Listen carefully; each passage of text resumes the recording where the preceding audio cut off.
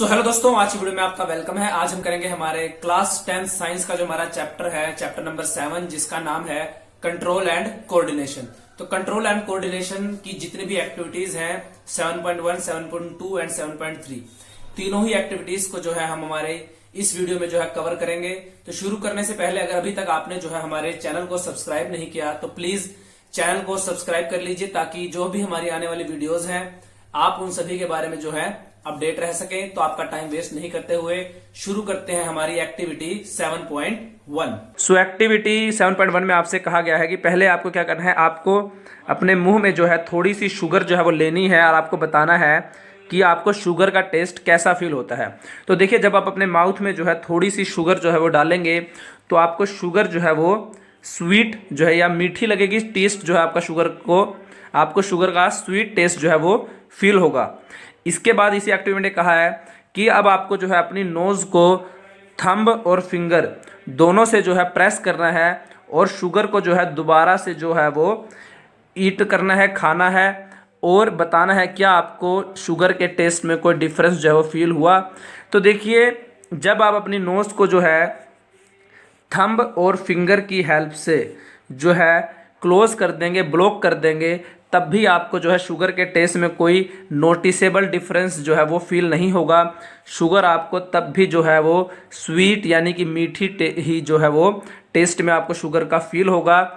तो इसके बाद आगे कहा है कि जब हम लंच करते हैं तब आप क्या कीजिए, खाना खाते समय जो है अपनी नोज़ को उसी तरीके से जो है ब्लॉक कीजिए और बताइए क्या आपको जो फूड का टेस्ट है वो भी जो है सेम सेम जो है वो आपको शुगर फूड का टेस्ट लगता है या आपको फूड के टेस्ट में कोई डिफरेंस जो है वो फील होता है। तो देखिए, जब हम लंच करते समय अगर हम अपनी नोज़ को जो है ब्लॉक करेंगे तो फूड के टेस्ट में जो है हमें डिफरेंस आएगा। क्यों आएगा?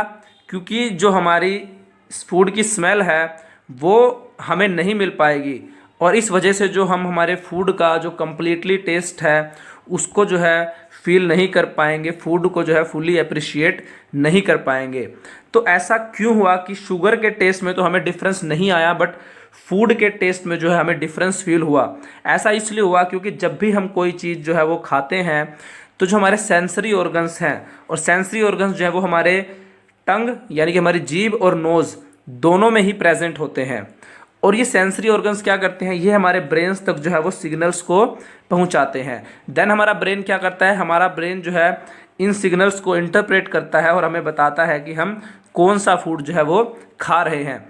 अब क्योंकि शुगर में कोई स्मेल नहीं होती तो शुगर के टेस्ट में हमें कोई भी नोटिसेबल डिफरेंस फील नहीं होता, चाहे हमारी नोज़ जो है वो ओपन है या क्लोज है।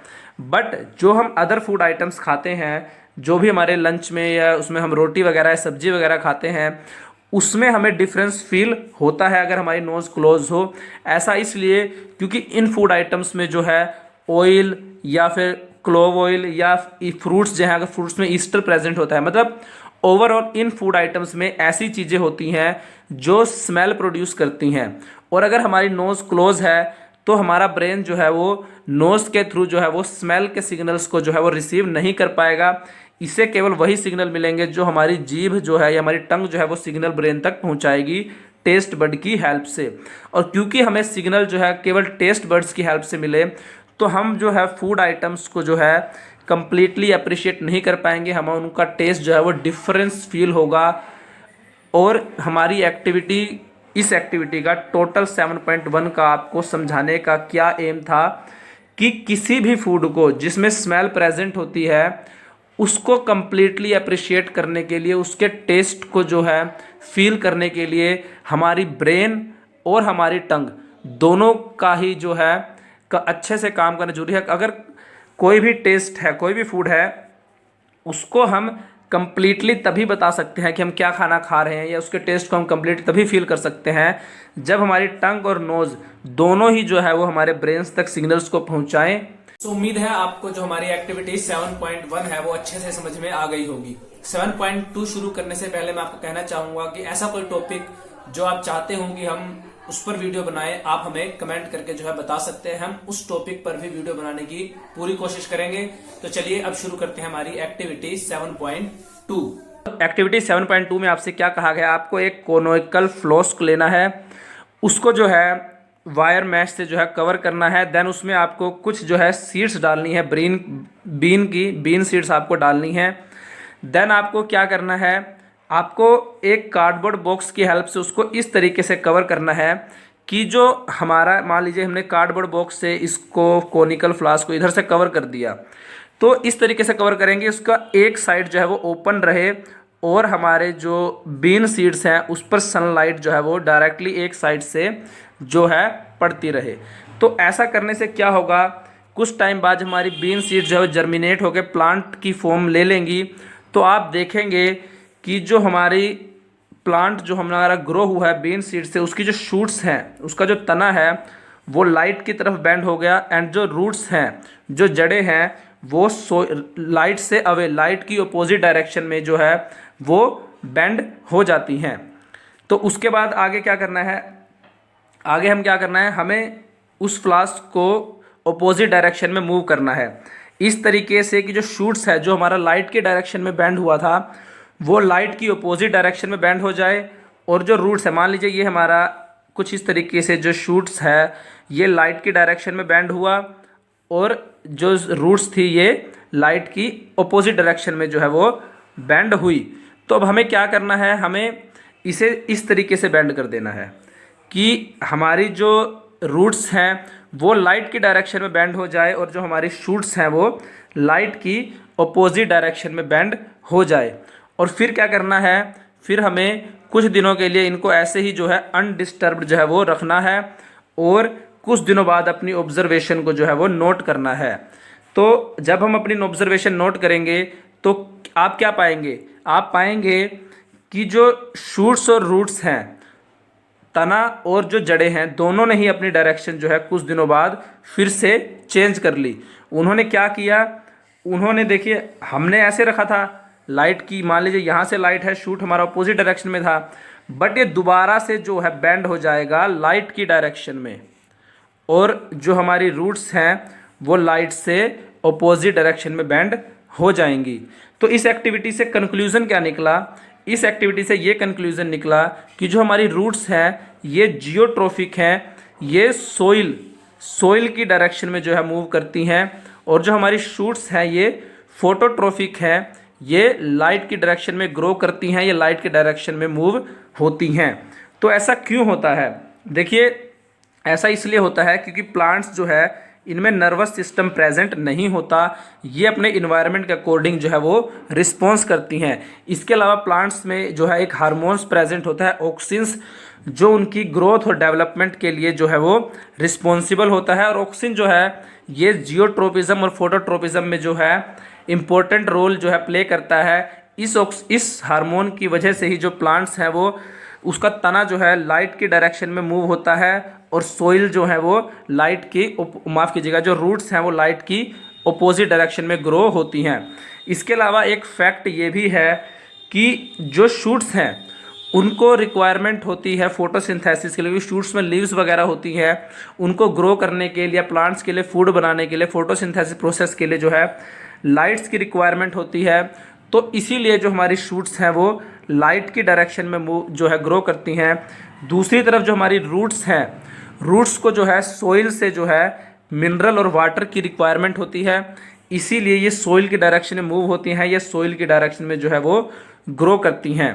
तो 7.2 जो है हमारी यहाँ कंप्लीट होती है। अब हम करेंगे हमारी एक्टिविटी 7.3। तो 7.3 में आपसे कहा गया है कि आपको जो नीचे फिगर दी हुई है इसको देखना है, अपनी जो भी हमारी एंडोक्राइन ग्लैंड्स हैं उनको आइडेंटिफाई करना है, उनके नेम और उनके फंक्शंस जो हैं वो आपको नोट करने हैं। तो देखिए ये फिगर है जिसमें हमारी एंडोक्राइन ग्लैंड्स जो है बताई हुई हैं, जैसे pineal glands, pituitary glands, hypothalamus, thyroid, thymus, pancreas, adrenal glands. उसके अलावा मेल्स में जो पाई जाते हैं टेस्टिस और फीमेल्स में पाई जाती है ओवरी। ये हमारी जो है एंडोक्राइन ग्लैंड्स हैं। आगे हम इनके जो है फंक्शंस के बारे में पढ़ते हैं कि ये एंडोक्राइन ग्लैंड्स जो है ये क्या काम जो है वो करती हैं। सबसे पहले पाइनियल ग्लैंड की बात करें तो पाइनियल ग्लैंड जो है ये पी शेप्ड जो है स्मॉल, काफ़ी छोटी सी जो ग्लैंड होती है, ये हमारे ब्रेन में लोकेटेड होती है।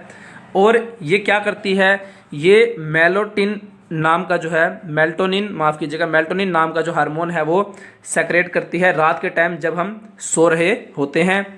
पिट्यूटरी ग्लैंड की बात करें तो जो पिट्यूटरी ग्लैंड है ये ग्रोथ हार्मोन रिलीज करती है और हमारी मसल और बोन्स के जो है डेवलपमेंट में हेल्प करती है। इसके अलावा पिट्यूटरी ग्लैंड जो है ये वैसोप्रेसिन हार्मोन भी जो रिलीज करती है।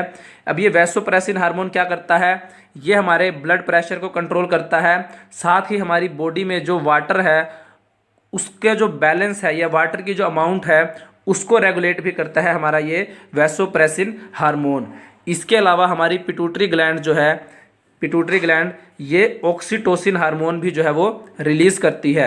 अब ये ऑक्सीटोसिन हार्मोन क्या करता है, ये जो है ब्रेस्ट फीडिंग के समय जब माएँ जो है बच्चों को दूध पिलाती हैं तो ब्लड जो मिल्क है उसके रेगुलेशन में जो है हेल्प कौन सा हार्मोन करता है, हमारा ऑक्सीटोसिन। तो आगे पढ़ते हैं, आगे हमारी नेक्स्ट ग्लैंड है इंडोक्राइन ग्लैंड्स, हाइपोथैलेमस। अब हाइपोथैलेमस जो ये है ये क्या करता है, ये हमारे एंडोक्राइन सिस्टम को, जो हमारी ग्लैंड्स है उनको जो है हमारे नर्वस सिस्टम से कनेक्ट करता है। इसका क्या काम होता है, इसका काम होता है हमारी पिट्यूटरी ग्लैंड को जो है हार्मोन सेक्रेट करने के बारे में बताना कि कब हार्मोन को जो है वो सेक्रेट्स करना शुरू करना है और कब जो है वो बंद करना है। उसके बाद थायराइड ग्लैंड की बात करें तो थायराइड ग्लैंड जो है ये थायरोक्सिन हार्मोन जो है वो रिलीज करती है। और ये थायरोक्सिन हार्मोन क्या करता है, ये हमारी बॉडी में जो है कार्बोहाइड्रेट्स, फैट और प्रोटीन इनके मेटाबॉलिज्म को जो है रेगुलेट करता है, इनके अमाउंट को कम या ज़्यादा ना हो उसको रेगुलेशन में जो है हेल्प करता है हमारे थायराइड ग्लैंड। इसके बाद पैराथायराइड की ग्लैंड की बात करें तो पैराथायराइड जो है ये 4 स्मॉल ग्लैंड्स का जो है एक सेट होता है जो कि हमारी थायराइड ग्लैंड की बैक साइड में होता है। ये क्या करता है, ये हमारी बॉडी में जो है कैल्शियम और फास्फोरस, जो हमारा ब्लड है उसमें कैल्शियम और फास्फोरस के लेवल्स को कंट्रोल करता है पैराथायराइड ग्लैंड।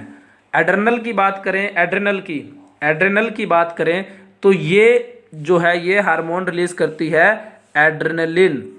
तो नाम से ही देखिए काफ़ी सेम है तो आपको इसको याद करने में जो है दिक्कत नहीं होगी। साथ ही ये कार्टिसोइड्स हार्मोन जो है वो भी रिलीज करता है। अब ये दोनों हार्मोन क्या करते हैं, ये दोनों हार्मोन जो है हमारे heart rate, oxygen intake, blood flow, इन तीनों ही चीज़ों को जो है वो अफेक्ट करते हैं, इन तीनों ही चीज़ों को कंट्रोल करते हैं। देन पैनक्रियाज की बात करें तो पैनक्रियाज का क्या है, पैनक्रियाज जो है ये हमारे डाइजेस्टिव सिस्टम का भी एक पार्ट है और एंडोक्राइन ग्लैंड सिस्टम का भी एक पार्ट है। पैनक्रियाज जो है ऐसे डाइजेस्टिव एंजाइम्स रिलीज करता है जो कि हमारे फूड के डाइजेशन में हेल्प करते हैं। इसके अलावा पैनक्रियाज जो है इंसुलिन और ग्लाइकोजन ये दोनों ही तरीके के जो है हार्मोन रिलीज करता है जो कि हमारे ब्लड में जो है शुगर या ग्लूकोज का हम लेवल कहें, जो हमारा ब्लड है या हमारी बॉडी की सेल्स हैं उनमें शुगर लेवल को जो है कंट्रोल करने के लिए, रेगुलराइज करने के लिए जो है हमें इंसुलिन और ग्लाइकोजन की जो है वो नीड होती है। अगर ये जो हमारे हार्मोन्स हैं ये अच्छे से काम नहीं करते तो ह्यूमंस को जो है वो शुगर की, डायबिटीज़ की जो हमारी डिजीज़ है वो इसी वजह से जो है वो होती है, जब ब्लड में जो है हमारे शुगर का लेवल कंट्रोल में नहीं रहता। ओवरी की बात करें तो ये जो है ये फीमेल्स में ही पाई जाती है। ये जो है ये ओस्ट्रोजन और या फिर प्रोगेस्टेरोन हार्मोन जो है ये रिलीज़ करते हैं जो कि प्यूबर्टी के टाइम पे ब्रेस्ट की डेवलपमेंट में या फिर मेंस्ट्रुएशन साइकिल के रेगुलेशन में हेल्प करते हैं। इसके अलावा प्रेगनेंसी में भी जो है ओवरी हेल्प करती है। टेस्टिस की बात की जाए तो टेस्टिस जो है ये मेंस में पाए जाते हैं जनरली, और टेस्टिस जो है ये टेस्टोस्टेरोन हार्मोन जो है वो रिलीज़ करते हैं जो कि बॉयज़ में प्यूबर्टी के टाइम पे जो है फेशियल और बॉडी हेयर की ग्रोथ में जो है हेल्प करते हैं, और स्पर्म्स के जनरेशन में भी जो है वो टेस्टिस हेल्प करते हैं। तो आज की वीडियो में इतना ही। उम्मीद है आपको एक्टिविटी 7.3 अच्छे समझ में आ गई होगी। धन्यवाद। तो उम्मीद है आपको जो हमारी सभी एक्टिविटीज हैं 7.1, 2 और 3 तीनों ही अच्छे से समझ में आ गई होंगी। ऐसी ही और वीडियोस के लिए चैनल को सब्सक्राइब कीजिए। आज की वीडियो पे इतना ही। धन्यवाद।